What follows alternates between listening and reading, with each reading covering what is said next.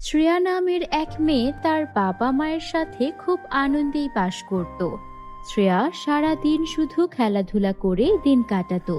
তার বাবা খুব কষ্টে সংসার চালাতো। একদিন শ্রেয়ার বাবা অসুস্থ হয়ে যায়। তখন শ্রেয়া তার বাবার কাছে গিয়ে বলে, বাবা, আজ তো তোমার শরীর অনেক খারাপ। আজ তো তাহলে তুমি বাজারে যেতে পারবে না। আর বাজারে না গেলে তো তোমার দোকানও কেউ চালাতে পারবে না। দোকান যদি না চলে আমাদের সংসার কিভাবে চলবে? আচ্ছা বাবা, আজ তাহলে তোমার বদলে আমি গিয়ে দোকান চালাই। আমি পারবো দোকান চালাতে। তুই পারবি? এইভাবে দোকান চালানো মেয়েদের কাজ নয় মা। না বাবা, আমি পারবো। আমি বাজার থেকে আসার সময় তোমার জন্য কিছু নিয়ে আসবো। আমি তো কিছুই খেতে পারি না। আমি নিয়ে আসবো বাবা কিছু ফলমূল, তুমি খাবার চেষ্টা করবে। বলো বাবা, তুমি খাবে না? আর যদি না খাও অন্য কিছু বলো, আমি তোমার জন্য তাই নিয়ে আসবো। আচ্ছা ঠিক আছে, আমার জন্য ফলই নিয়ে আসিস। সাবধানে দোকান চালাস আর তাড়াতাড়ি করে বাড়িতে ফিরে আসিস। বাবা, তুমি আমার জন্য চিন্তা করো না। আমি ঠিক দেখবে তোমার দোকান একাই সামলাতে পারবো। কারণ আমি তো এখন অনেক বড় হয়ে গিয়েছি। আর আমি স্কুলে অঙ্কও শিখে গেছি। তাই এখন আমাকে কেউ ঠকাতেও পারবে না। তুমি আমাকে নিয়ে একদম চিন্তা করো না বাবা। আচ্ছা মা, তুই সাবধানে থাকিস। দোকানের মধ্যে একা একা দোকান সামলানো অনেক কঠিন। আমার খুব চিন্তা হচ্ছে, তুই তাড়াতাড়ি করে দোকান বন্ধ করে বাড়ি ফিরে আসিস। বন্ধুরা, তোমরা যারা যারা গল্পটি দেখছো তোমাদের নাম কমেন্টে লিখে জানাও। আমরা নেক্সট গল্প তোমাদের নাম দিয়ে বানাবো। তারপর শ্রেয়া বাজারে চলে যায় আর বাজারে গিয়ে তার বাবার দোকান সামলায়। দোকানের মধ্যে শ্রেয়া অনেকক্ষণ ধরে বসে থাকে, কিন্তু দোকানের মধ্যে কোনো রকম লোক আসে না। আর এর জন্য শ্রেয়ার বিক্রিও হচ্ছিল না। তখনই এক বৃদ্ধ মহিলা আসে আর বৃদ্ধ মহিলা বলে, এই যে মেয়ে, শুনছো? এই দোকানের মালিক কোথায় গিয়েছে? তার সাথে আমার কিছু কথা ছিল। তুমি কে? এই দোকানে তুমি নতুন এসেছো নাকি? হ্যাঁ বুড়িমা, আমি দোকানে নতুন এসেছি। আর আজকে আমার বাবা অসুস্থ, তাই আমি আমার বাবার দোকানে এসেছি। আপনার কি এমন কথা? আপনি চাইলে আমাকে বলতে পারেন। না থাক, তোমার বাবা আসলে তখনই বলবো। তোমার বাবার সাথে এখন তাহলে তুমি বিক্রি করতে থাকো, আমি চলে যাচ্ছি। এভাবে সারাটা দিন কেটে যায়। সন্ধ্যার সময় শ্রেয়া বাড়িতে ফিরে আসে, কিন্তু সে খালি হাতে ফেরেনি। তার হাতে ছিল একটি ব্যাগ আর তার ভেতরে ছিল কিছু ফল। তখন শ্রেয়ার বাবা এটা দেখে অনেক খুশি হয়। তখন শ্রেয়ার বাবা তাকে বলে, আমার মেয়েটা আমার জন্য কত কষ্ট করে। আমার জন্য দোকানে কাজ করে আবার ফলও কিনে নিয়ে এসেছে। আমি সত্যি তোকে কি বলে যে ধন্যবাদ দেব। কিন্তু আমার যে মনে হচ্ছে রে মা, আমি আর কোনোদিন সুস্থ হতে পারবো না। এভাবে বলো না বাবা, তোমাকে ছাড়া যে আমিও নিঃস্ব হয়ে যাব। সারাদিন দোকানে তেমন বেচা কিনা হয়নি। তবে তুমি চিন্তা করো না, আমি একটা না একটা ব্যবস্থা ঠিক করে ফেলবো। সকালে ঘুম থেকে উঠে শ্রেয়া মুরগিগুলোকে খাবার দেয়। শ্রেয়া প্রতিদিন ওর মুরগিগুলোর দেখাশোনা করত। প্রতিদিনের মতো আজও ও বাজারের দিকে এগোতে থাকে আর তারপর বাবার দোকানে বসে। এসে দেখে সেই বৃদ্ধ মহিলাটি আবারও সেখানে এসে অপেক্ষা করছে। আপনার কি প্রয়োজন আমাকে বলতে পারেন। আপনি তো কালকেও এসেছেন, আজকেও এলেন। আপনি আমাকে বলুন না কি হয়েছে, কি প্রয়োজন এই দোকানে, আর আমার বাবাকে কি বলতে চান? আমার অনেক প্রয়োজন তোমার বাবাকে। তুমি তো অনেক ছোট, তোমাকে এসব বলে লাভ হবে না। আপনি আমাকে বলেন না। আসলে তোমার বাবা আমার থেকে 10,000 টাকা এনেছিল, তাই ওগুলো। আপনি তো দেখতেই পাচ্ছেন বর্তমানে এই দোকানে কোনো কিছু বিক্রি হচ্ছে না। আপনি আমাকে কিছুদিন সময় দিন, আমি আপনার টাকা পরিশোধ করে দেব। শ্রেয়া মনে মনে ভাবতে থাকে এই মুহূর্তে 10,000 টাকাও কিভাবে পরিশোধ করবে। বাবা, তুমি কি কারো থেকে 10,000 টাকা লোন নিয়েছিলে? একজন বৃদ্ধ মহিলা আমাকে এসে টাকার কথা বলছিল। হ্যাঁ, আসলে নিয়েছিলাম তো, কিন্তু ওনাকে তো বলেছিলাম কিছুদিন পর আমার থেকে নিতে। ওনার মনে হয় টাকাটা দরকার, উনি এখনই চলে এসেছে। আচ্ছা তুমি চিন্তা করো না, আমি ওনাকে টাকাটা দ্রুত দেওয়ার চেষ্টা করব। শ্রেয়া মন খারাপ করে সেখান থেকে হাঁটতে থাকে আর তারপর একটা জঙ্গলে গিয়ে কিছুক্ষণ বসে থাকে। এভাবেই দিন কেটে যাচ্ছিল। শ্রেয়া অনেক চেষ্টা করছিল টাকাটা জোগাড় করার। এদিকে ওর বাবা একদিন অনেক বেশি অসুস্থ হয়ে যায়। আমাকে ক্ষমা করে দিও মা, আমি তোমাকে দেখে রাখতে পারলাম না। তোমাকে একা করেই এই দুনিয়া ছেড়ে আমাকে চলে যেতে হচ্ছে। তারপর কিছুক্ষণের মধ্যেই শ্রেয়ার বাবা মারা যায়। শ্রেয়া অনেক কান্নাকাটি করে। বাবাও আমাকে ছেড়ে চলে গেল, আমার কাছে তো এখন টাকাও নেই। আমি এখন কিভাবে বাবার ওই ঋণ পরিশোধ করব? আমি তো বাবাকে ছাড়া একা কিছুই করতে পারবো না। শ্রেয়া এইসব ভেবে পথে পথে ঘুরছিল। ওর অনেক তেষ্টা পেয়ে যায়, তাই ও একটা কুয়োর কাছে যায়। দেখে কুয়ো থেকে অদ্ভুত আলো বেরোচ্ছে। কি ব্যাপার, এই কুয়ো থেকে এমন একটা অদ্ভুত আলো বেরোচ্ছে কেন? যখন কুয়ার কাছে গেল শ্রেয়া, তখন দেখলো একটা পরী সেখানে দাঁড়িয়ে আছে আর পরীটার গা থেকেই আলো বেরোচ্ছে। এই যে মেয়ে, তুমি এখানে কি করতে এসেছো? আপনি কে? আপনি কি আমাকে মেরে ফেলবেন? আরে না না, আমি কেন তোমাকে মারবো? আমি তোমার কোনো ক্ষতি করব না। আমাকে বলো কি হয়েছে? তুমি কি এই কুয়োতে কোনো খারাপ মতলবে এসেছো? না না পরি, আমি কোনো খারাপ উদ্দেশ্যে আসিনি। আমি তো জানতামই না এখানে আপনি থাকেন। হ্যাঁ, আমি চলে যাচ্ছি, ভুল পথে এখানে চলে এসেছি। তেষ্টা পাওয়ায় কুয়ো দেখে এগিয়ে এসেছিলাম। হ্যাঁ, তোমাকে দেখে আর তোমার মনের সব কথা আমি আমার জাদু দিয়ে বুঝে নিয়েছি। তোমার বাবার মৃত্যুর পর তুমি প্রাণপণ চেষ্টা করছো তোমার বাবার সেই ঋণ পরিশোধ করতে, কিন্তু তোমার বাবার দোকান আর আগের মতো চলছে না, তাই তো তুমি আর ঋণ পরিশোধও করতে পারছো না। বাবার ঋণ এভাবে পরিশোধ করার জন্য মেয়ে হয়ে চেষ্টা করছো, এটা আমাকে মুগ্ধ করছে। দাঁড়াও, আমি তোমাকে কিছু একটা উপহার দিচ্ছি। এই বলে পরি তার জাদুর কাঠি ঘোরালো আর কুয়ো থেকে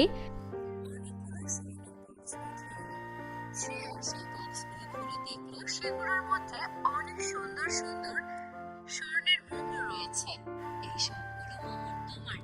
এই মোহরগুলো নিয়ে তোমার বাবার ঋণ পরিশোধ করো আর তারপর তোমার বাবার দোকানটাকে সুন্দর করে সাজাও আর ভালো ভালো জিনিসপত্র তোলো। দেখবে তোমার বাবার দোকান আবারও আগের মতো ভালোই ভালোই চলবে আর তুমি তোমার বাবার দোকানে বেচাকেনা করেই তোমার দিন কাটাতে পারবে। শ্রেয়া অনেক খুশি হয়ে যায় আর তারপর সেই স্বর্ণগুলো নিয়ে বাড়িতে আসে। তারপর সেখান থেকে কিছু স্বর্ণমুদ্রা সেই বুড়িমাকে দিয়ে দেয়। বুড়িমা, আপনি তো আমার বাবার কাছে 10,000 টাকা পেতেন। আমার বাবা আর দুনিয়ায় নেই। এই স্বর্ণমুদ্রাগুলো আপনি রাখুন, আপনার কাজে আসবে। আমি তো মাত্র 10,000 টাকা দিয়েছিলাম, এগুলোর মূল্য তো লাখ লাখ টাকা হবে। তুমি আমায় দিয়ে দিলে।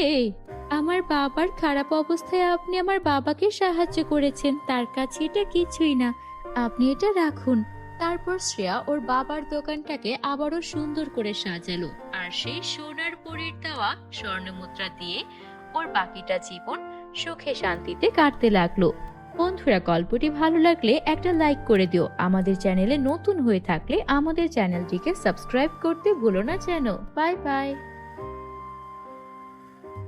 আকাশ এবং শ্বশুর শাশুড়ি শঙ্কর বাবু ও মাধুরী দেবীর সাথে সুখে শান্তিতে বসবাস করত। মাধুরী দেবী রিয়াকে নিজের মেয়ের মতোই ভালোবাসতেন। বৌমা, ও বৌমা, শোনো, আকাশ তো সকাল সকাল বাড়ি থেকে বেরিয়ে গেল। তুমি কি ওর ব্যাগে টিফিনটা দিয়েছিলে? সারাদিন ছেলেটা অফিস করে, টিফিন না করলে তো রোগা হয়ে যাবে। হ্যাঁ মা, দিয়ে দিয়েছি, এটা নিয়ে আপনার কোনো চিন্তা করতে হবে না, আমি সব গুছিয়ে দিয়েছি। আপনি ওষুধটা খেয়েছেন? বাবাকে ওষুধ দিয়েছিলেন মা? হ্যাঁ বৌমা, আমি আর তোমার বাবা ওষুধ খেয়েছি। আমাদের ওষুধ খাওয়া নিয়ে তুমি ব্যস্ত হইও না, আমরা ঠিক আছি বৌমা। তুমি যে আমার কত লক্ষ্মী বৌমা, তোমাকে নিয়ে আমার অনেক গর্ব হয়। প্রতিটা শাশুড়ি যেন এমন বৌমা পায়। আপনার মতো শাশুড়ি মা পেয়ে আমি অনেক খুশি মা। আপনার মতো শাশুড়ি পেয়ে মনে হয় আমি আমার মাকে পেয়েছি। এভাবেই তাদের আনন্দেই দিন কাটছিল। গ্রামের লোকেরা ওদের দেখে হিংসায় জ্বলে পুড়ে মরত। সবাই আফসোস করত ওদের মতো হতে। কিন্তু হঠাৎ একটি দুর্ঘটনা ঘটে যায়। বাড়ি ফেরার পথে গাড়ির সাথে আকাশের রোড অ্যাক্সিডেন্ট হয়। ওরা আকাশকে হাসপাতালে ভর্তি করায়। তার একটা পা কাটা পড়েছে। এ কি হলো তোমার? এভাবে পা কাটা পড়লো কেন? এখন আমাদের কি হবে? তোমার রোজগারেই তো আমাদের সংসার চলতো। এখন আমি বাবা মাকে কি বলবো? তোমার এইভাবে এই অবস্থা, আমি যে কিছুই ভাবতে পারছি না। আমিও কিছুই ভাবতে পারছি না। এখন আমাদের সংসার কিভাবে চলবে? আমি তো মাত্রই তোমাকে বিয়ে করে নিয়ে আসলাম। আমার একটা পা কাটা পড়েছে। আমি আর আগের মতো অফিসে করতে পারবো না। তুমি এখন বলো, এখন আমার কি করা উচিত? জানি না, আমি কিছুই জানি না। তুমি থাকো, বাড়িতে বাবা মায়ের অবস্থাও ভালো না। আমি ওনাদেরকে দেখি, তারপর বিকেলে আবার আসবো। রিয়া একদম হিমশিম খাচ্ছিল। কিভাবে সবকিছু সামলাবে ভেবে পাচ্ছিল না। তখন ওর মনে পড়ে যে ও ছোটবেলায় সেলাইয়ের কাজ শিখেছিল। ও তখন থেকেই সেলাইয়ের কাজ করতে শুরু করলো। বাবা মা, আপনারা একদম চিন্তা করবেন না। আমি সেলাইয়ের কাজ করে এই সংসার চালাবো। আমার স্বামীকেও আমি একদিন ঠিক সুস্থ করে তুলবো। বন্ধুরা, তোমরা যারা যারা গল্পটি দেখছো তোমাদের নাম কমেন্টে লিখে জানাও। আমরা নেক্সট গল্প তোমাদের নাম দিয়ে বানাবো। এভাবেই সব বাধা বিপত্তির মধ্যেও রিয়া সংগ্রাম করে সংসার চালিয়ে যাচ্ছিল। এভাবেই দিন কাটতে থাকে। একদিন রিয়ার ব্যাগটা নষ্ট হয়ে যায়। তাই ও তখন একটা পুরনো ব্যাগের দোকানে যায়। ওর নজর পড়ে একটি পুরনো ব্যাগের দিকে। আরে বাহ, এই ব্যাগ তো অনেক সুন্দর। বাড়িতে আমার ব্যাগটা বেশ অনেকদিন ধরে নষ্ট হয়ে পড়ে আছে। একটা ব্যাগের খুব দরকার। আমার শাশুড়ি মাও বলেছিলেন এই ব্যাগটা বদলে অন্য আরেকটা ব্যাগ আনতে। কিন্তু আমার যে আয়ের অবস্থা, আমি কি করে এই ব্যাগটা কিনতে পারবো? এটা নিয়ে যান, এটার দাম খুব কম রাখবো। পুরনো একটা ব্যাগ কেউ নেয় না। একবার এক বুড়ি এই ব্যাগটা মাত্র 500 টাকাতে আমায় দিয়ে গেছে। আমি ভেবেছি এটা অনেক লাভ করে বিক্রি করব। কিন্তু এখন দেখি পুরনো ব্যাগ বলে কেউ নিতে চায় না। অনেক পুরনো ডিজাইন আমার দোকানে পড়ে পড়ে নষ্ট হচ্ছে। দাম তো আর বাড়বে না, আরো কমবে। ভাই, আমি যে মাত্র 200 টাকা সাথে করে এনেছি। বাকি টাকা আপনাকে আমি যদি আগামী সপ্তাহে দেই, আপনার কোনো সমস্যা নেই তো? আমি তো এইখানেই থাকি, আমার বাড়ি এই কাছেই। আরে হ্যাঁ হ্যাঁ, আমি আপনাকে চিনি। আমার বউ তো আপনার থেকে জামা সেলাই করে। অনেক সুন্দর জামা সেলাই করেন আপনি। নিয়ে যান, সমস্যা নেই, টাকা পরে দিয়েন। আজকে সামর্থ্য নেই বলে একটা পুরনো ব্যাগ আনতে হলো। অথচ আমি আমার স্বামীর সঙ্গে কত স্বপ্ন দেখেছিলাম, দুজনে মিলে কত সুন্দর করে বাড়িটা সাজাবো। এখন আমার স্বামীর চিকিৎসার টাকা, শ্বশুর শাশুড়ির চিকিৎসার টাকা জোগাড় করতে আমাকে হিমশিম খেতে হয়। তবুও ভালো, আমি একটা ভালো শ্বশুর বাড়ি তো পেয়েছি। ভাগ্য করে কজনই বা এমন ভালো শ্বশুর শাশুড়ির স্বামী পাই। আজকে যদি আমার এই পরিবারের বিপত্তি না হতো, তাহলে তো এত কষ্ট আমাকে করতে হতো না। একদিন সব ঠিক হয়ে যাবে। রিয়া ঘরের কাজ করতে গিয়ে অসাবধানতা বশত তার হাত থেকে কাঁচি সেই ব্যাগে গিয়ে লাগলো। সঙ্গে সঙ্গে ব্যাগটায় একটা ফাটল সৃষ্টি হলো। আর সেই ব্যাগ থেকে বেরিয়ে এলো একটা লাল টকটকে পরী, যার নাম জ্যোৎস্না পরী। আমি জ্যোৎস্না পরী, আর এটা সোনা রূপার ব্যাগ। তুমি কি জানতে না? তুমি কি জানো যে তুমি আমার প্রাণ বাঁচিয়েছো? আমি বহু বছর ধরে এই সোনা রূপার ব্যাগে বন্দি হয়ে আছি। এই সোনা রূপার ব্যাগটাকে একটা বুড়ি তান্ত্রিক আমাকে এখানে জাদু মন্ত্র করে বন্দি করে রেখেছিল। শুধু আমি না, আমাদের পরিরাজ্যের অনেক পরীকেই এই বুড়ি তান্ত্রিক জাদু মন্ত্র দিয়ে বন্দি করে রেখেছে। কেউ আছে জাদুর আয়নায়, কেউ আছে জাদুর সেলাই মেশিনে, আবার কেউ আছে জাদুর বইতে। আমি প্রতিদিন তোমার কথা শুনতাম, কিন্তু তোমাকে সাহায্য করার মতো আমার কাছে কোনো উপায় ছিল না, কারণ আমি বন্দি ছিলাম। আমি প্রতিদিন মনে মনে বলতাম, ইস, যদি কোনোভাবে এই মেয়েটা আমায় মুক্ত করতো, তাহলে আমার প্রাণটা বেঁচে যেত। আমি ওই মেয়েটাকে কিছু না কিছু সাহায্য করতে পারতাম, কারণ আমি জানতাম তুমি অনেক কষ্টে আছো, তোমার স্বামীর পা কাটা পড়েছে। আপনি এসব কি বলছেন পরি? আমার মাথায় তো কিছুই ঢুকছে না। আমি তো কিছুই বুঝতে পারছি না। আমি কি স্বপ্ন দেখছি? একদম স্বপ্ন দেখছো না। তবে আমার এই বিশ্বাস ছিল একদিন এই সোনার উপর ব্যাগ ফেটে যাবে, আর তখনই আমি আমার আগের রূপ ফিরে পাবো। তোমাকে অনেক ধন্যবাদ। আমি তোমার স্বামীর পা একদম ঠিক করে দিচ্ছি। জ্যোৎস্না পরী আকাশের কক্ষে যায় এবং তার পা একদম সুস্থ করে যায়। আকাশ অবাক হয়ে নিজের পায়ের দিকে তাকায়। এই নাও, আমি তোমাকে এই জাদুর শাড়িটাও দিয়ে দিচ্ছি। এই শাড়ি পরে তুমি যখন আমাকে ডাকবে আমি তখনই তোমার সামনে চলে আসব। আরেকটা কথা মনে রেখো, কখনোই কোনো কিছু নিয়ে লোভ করবে না, কেননা যদি লোভ করো তাহলে সবকিছুই আবার আগের মতো হয়ে যাবে। তোমার স্বামীর পা আবার কেটে যাবে, আর এই শাড়িটাও কিন্তু উধাও হয়ে যাবে। না না পরি, আপনি আমার জন্য, আমার পরিবারের জন্য যা করেছেন এই ঋণ আমি কখনোই শোধ করতে পারবো না। আপনি আমার পরিবারকে নতুন জীবন দিয়েছেন, আমার কখনো লোভ করতে এতটুকুও মনে চাইবে না। আমি আপনার কাছে চিরকৃতজ্ঞ থাকব। পরি খুশি হয়ে সেখান থেকে চলে গেল আর নিজের রাজ্যে ফিরে গেল। রিয়া যেন নিজের চোখকে বিশ্বাস করতে পারছিল না। রিয়ার পরিবার অনেক খুশি ছিল। রিয়ার জন্য তারা আবারও নতুন করে তাদের জীবন শুরু করতে পারলো। রিয়াও ওর স্বামীকে আবারও সুস্থ রূপে ফিরে পেয়ে অনেক খুশি ছিল, যেন আকাশে নতুন সূর্যের উদয় হয়। তারা সকলে এরপর থেকে সুখে শান্তিতে বসবাস করতে থাকে। বন্ধুরা, তোমরা যারা যারা গল্পটি দেখছো তোমাদের নাম কমেন্টে লিখে জানাও। আমরা নেক্সট গল্প তোমাদের নাম দিয়ে বানাবো। বন্ধুরা, আমাদের এই গল্পটি তোমাদের কাছে কেমন লেগেছে? ভালো লাগলে একটা লাইক করে দিও আর কমেন্ট করে জানাও। তোমরা যদি আমাদের চ্যানেলে নতুন হয়ে থাকো আমাদের চ্যানেলটিকে সাবস্ক্রাইব করতে ভুলো না যেন। Bye bye. অনেক অনেক দিন আগের কথা, যার নাম অরুণ রাজ্য। চারপাশে ফুলে ভরা বাগান, পাখির গুঞ্জন, মানুষের মুখে হাসি। এ যেন ছিল সুখের এক অপরূপ জায়গা। আর রাজ্যের রাজা প্রতাপ ছিলেন ন্যায়পরায়ণ শাসক। রানী রুক্মিণী ছিলেন কোমল হৃদয়ের এক রানী। আর তাদের 3 কন্যা উর্মিলা, নলিনী আর তিলোত্তমা ছিল রাজ্যের প্রাণ। তবে তারা শুধু রাজকন্যাই নয়, তারা ছিল 3 পরী রাজকন্যা, যা ছিল এক বৃদ্ধার ভবিষ্যৎবাণীর গুণ। উর্মিলার হাতে ছিল আলোর শক্তি, নলিনীর কণ্ঠে ছিল সঙ্গীতের জাদু, আর তিলোত্তমার চোখে ছিল স্বপ্নের জাদু, যে ভবিষ্যৎ দেখতে পারত। কিন্তু সুখের রাজ্যে কখনোই দীর্ঘদিন শান্তি থাকে না। দূরের অন্ধকার পর্বতের গুহায় বাস করত এক অন্ধকার ভয়ঙ্কর জাদুকর, যার নাম অসুর। তার একটাই লক্ষ্য, অরুণ রাজ্য দখল করে মানুষের আনন্দ কেড়ে নেওয়া। তাই সেই অসুর সবসময় জাদুবিদ্যা নিয়ে ধ্যানমগ্ন থাকত। এক বিকালে সূর্য অস্ত যাচ্ছে, আকাশ কালচে। 3 বোন বাগানে হাঁটছিল। আজ আকাশটা কেমন যেন অস্বাভাবিক মনে হচ্ছে আকাশের আলো যেন ম্লান হয়ে আসছে। হ্যাঁ আপু, আকাশটা যেন শান্ত, এমন নীরবতা আমি আগে কখনো দেখিনি। আজকে পাখিরাও যেন গান গাইছে না। আপু, গতকাল রাতে আমি স্বপ্নে দেখেছি কালো ছায়া পুরো রাজ্য ঢেকে ফেলেছে। বাবা বন্দী হয়ে আছেন, অসুর আবার ফিরে এসেছে। বন্ধুরা, তোমরা যারা যারা গল্পটি দেখছো তোমাদের নাম কমেন্টে লিখে জানাও। আমরা নেক্সট গল্প তোমাদের নাম দিয়ে বানাবো। তখন ওদের মধ্যে উর্মিলা বলল, বোন, তোর কথাই যদি সত্যি হয় তাহলে আমাদের সবাইকে প্রস্তুত থাকতে হবে, যেন আমরা শয়তান অসুরকে পরাজিত করতে পারি, সেই সাথে আমাদের রাজ্যকেও বাঁচাতে পারি। এইসব কথা বলতে বলতে সন্ধ্যা হয়ে যায়।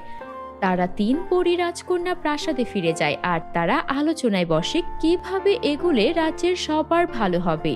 অন্যদিকে রাজসভায় বসে আছেন রাজা প্রতাপ, পাশে রানী রুক্মিণী। হঠাৎ বজ্রপাত শুরু হয়, সেই সাথে কালো ধোঁয়া চারপাশ ঘিরে ধরে, আর সেই কালো ধোঁয়ার ভেতর থেকে হাজির হয় শয়তান দুষ্টু জাদুকর অসুর। হা হা হা হা হা। রাজা প্রতাপ সিংহ, তোমার সুখের রাজত্ব শেষ হলো। আজ থেকে অরুণ রাজ্য হবে আমার অন্ধকার সাম্রাজ্য। তুমি পারলে আমাকে আটকে দেখাও। শয়তান জাদুকর, তুমি যতই অন্ধকার ছড়াও মানুষ কখনোই তোমাকে মানবে না, সেই সাথে সবাই তোমাকে ধ্বংস করে ফেলবে। ওরা আমার কিচ্ছু করতে পারবে না। আমি এই পৃথিবীর সবচেয়ে শক্তিশালী জাদুকর। আর মানুষ হাসুক, আনন্দে বাঁচুক, গান গাক, তা আমি সহ্য করতে পারি না। হা হা হা হা হা। অসুর জাদুর শিকল ছুঁড়ে রাজার হাত বেঁধে ফেলে রানী রুক্মিণী চমকে ওঠেন এবং রাজাকে হাত বাঁধা অবস্থায় দেখে অনেক কান্না করতে থাকেন। রানী, তুমি কান্না করো না, আমার কিছুই হবে না। আমাদের কন্যারা এই কালো জাদুর হাত থেকে রাজ্যকে বাঁচাতে পারবে। তুমি মনে রেখো, আলো, সঙ্গীত আর স্বপ্নই আসল শক্তি যা ওদের মধ্যে আছে। তারপর দুষ্ট অসুর রাজাকে নিয়ে কালো ধোঁয়ার মধ্যে মিলিয়ে যায়। রানী কান্নায় ভেঙে পড়েন। তখনই রানীর 3 পরিকন্যা সেখানে আসে। মা, তুমি এখানে একা বসে কান্না করছো কেন? আর বাবাই বা কোথায়? তাকে প্রাসাদের কোথাও দেখতে পাচ্ছি না কেন? বড় মেয়ের কথা শুনে রানী কান্না করতে করতে সব ঘটনা বলতে থাকে। সেই সাথে অসুরের শক্তির কথাও বলে। মা, তুমি কান্না করো না, আমরা থাকতে বাবার কোনো ক্ষতি হবে না, সেই সাথে রাজ্যের ক্ষতিও করতে দেব না। মেয়ের কথা শুনে রানী কিছুটা স্বস্তি পান, তাই মেয়েদের সব কৌশল বলে দেন এবং তাদের বিশেষ ক্ষমতা কাজে লাগানোর কথাও বলেন। আমাদের বাবা বন্দী হয়ে গেছেন, আমরা কি তাকে ফিরিয়ে আনতে পারবো? আমরা কি দুষ্ট অসুরকে পরাজিত করতে পারবো? উর্মিলা বলে, বোনেরা, ভয় পেলে চলবে না, আমরা 3 জন একসাথেই থাকবো, অন্ধকার ভাঙতে পারবো, আর আমাদের বিশেষ ক্ষমতা আছে যা কাজে লাগানোর সময় এসে গেছে। তিলোত্তমা তখন বলে, আপু, আমি স্বপ্নে দেখেছি আমরা 3 জনের হাতে হাত রেখে শক্তি একত্র করলে অসুরকে হারানো সম্ভব। তাহলে চলো, আমরা আর দেরি না করে আমাদের বাবা আর রাজ্য দুটোকেই বাঁচাই। আমাদের এখনই শুরু করতে হবে। তারপর তারা 3 পরী রাজকন্যা তাদের শক্তি প্রয়োগ করে এবং তাদের ডানা দিয়ে আকাশে উড়ে অসুরের গুহার সন্ধান করতে থাকে। তারা 3 পরী রাজকন্যা বোন এক রহস্যময় বনে পৌঁছে যায়, যেখানে বাতাস শীষ দিচ্ছে, গাছগুলো দুলছে। হঠাৎ গাছপালা জীবন্ত হয়ে ওঠে, আর এসব দেখে তারা সেই বনে কিছুক্ষণ অবস্থান করে। তোমরা বাঁচতে চাইলে ফিরে যাও, অন্ধকার তোমাদেরকে গ্রাস করবে, তাই আর সামনের দিকে যেও না। ওদের 3 বোনকে একটা জাদুকরি গাছ ডেকে এই কথা বলতে থাকে। না, তুমি আমাদের আটকাতে পারবে না, আমরা তোমার কোনো কথাই ভয় করি না। উর্মিলার কথা শুনে গাছগুলো শান্ত হয়ে যায়, তাদেরকে ছেড়ে দেয়। চারিদিকে আলোর ঝলকানি। তিলোত্তমা হেসে বলে, দেখলে, ভয় ভাঙতে আমাদের শক্তি যথেষ্ট। এবার আমাদের দুষ্টু অসুরের গুহায় যেতে হবে। এই কথা বলে তারা 3 পরী রাজকন্যা অসুরের গুহার দিকে এগিয়ে যায়। তারা একটা গুহার কাছে পৌঁছে যায়। তখন কালো পোশাক পরা এক নারী সামনে আসে, যে অসুরের সহযোগী। তার নাম মায়াবিনী। তোরা রাজকন্যারা কি ভেবেছিস কালো জাদুকরের দুর্গে পৌঁছানো এত সহজ? তোরা বাঁচতে চাইলে ফিরে যা। তুমি কে? কে তুমি? আমাদের পথ আটকাচ্ছ কেন? আমরা অসুরের কাছে যাব, তুমি আমাদের যেতে দাও। আমি অন্ধকারের রানী, আমি তোদের স্বপ্ন ভেঙে দেব। আর জাদুকরের সাথে দেখা করতে হলে আমার সাথে লড়াই করতে হবে, তবেই তোরা ভিতরে যেতে পারবি। তিলোত্তমা বলে, স্বপ্ন কখনোই ভাঙে না, স্বপ্নই আমাদের শক্তি, আমরা তোমার সাথে লড়াই করতে প্রস্তুত। তারপর মায়াবিনী তার চোখ দিয়ে জাদুর আগুন ছোড়ে, অন্যদিকে উর্মিলা আলোর ঢাল নামায়। শেষে 3 জনের শক্তি এক হয়ে মায়াবিনীকে পরাজিত করে, সে ধোঁয়ায় মিলিয়ে যায়। তারা 3 পরী রাজকন্যা বোন কালো দুর্গে প্রবেশ করে। তখনই তারা তাদের হাত বাঁধা বাবাকে দেখতে পায়। তখনই উর্মিলা, নলিনী ও তিলোত্তমা কান্নায় ভেঙে পড়ে। অবশেষে তোমরা এলে, ভেবেছো আমাকে হারাতে পারবে? হা হা হা হা হা, কিন্তু আমি তোমাদের শেষ করে ফেলবো, সেই সাথে তোমাদের সব শক্তি আমার করে নেব। তুমি ভুল কথা বলছো, অন্ধকার কখনোই আলোকে হারাতে পারে না, তাই তুমি আমাদেরকে পরাজিত করতে পারবে না। উর্মিলার কথা শুনে অসুর বিশাল এক আগুনের গোলা ছোড়ে, যেন ভয়ে দুর্গ কেঁপে ওঠে। অন্যদিকে 3 পরিকন্যা একসাথে দাঁড়ায় এবং তাদের 3 শক্তি এক হয়ে বিশাল এক আলোর ছটা তৈরি করে। অসুর চিৎকার করে ধোঁয়ায় মিলিয়ে যায়। দুর্গ ভেঙে পড়ে, রাজা প্রতাপ মুক্ত হয়ে যান, যা দেখে তারা 3 পরিকন্যা আনন্দে হাসতে থাকে। আমার সাহসী কন্যারা, তোমরা প্রমাণ করেছো একতা আর ভালোবাসাই সবচেয়ে বড় শক্তি। তারপর তারা সবাই একসাথে আবার প্রাসাদে ফিরে যায়। তখন আকাশে নতুন সূর্য ওঠে, পাখিরা আনন্দে গান গাইতে শুরু করে, চারিদিকে উৎসবের আমেজ। তারা 3 পরিকন্যা গ্রামের সবাইকে সাহায্য করতে থাকে, সেই সাথে তারাও অনেক হাসি খুশি দিন কাটাতে থাকে। বন্ধুরা, তোমরা যারা যারা গল্পটি দেখছো, তোমাদের নাম কমেন্টে লিখে জানিও, আমরা নেক্সট গল্প তোমাদের নাম দিয়ে বানাবো। আর আমাদের চ্যানেলে নতুন হলে আমাদের চ্যানেলটিকে সাবস্ক্রাইব করতে ভুলো না যেন। Bye bye.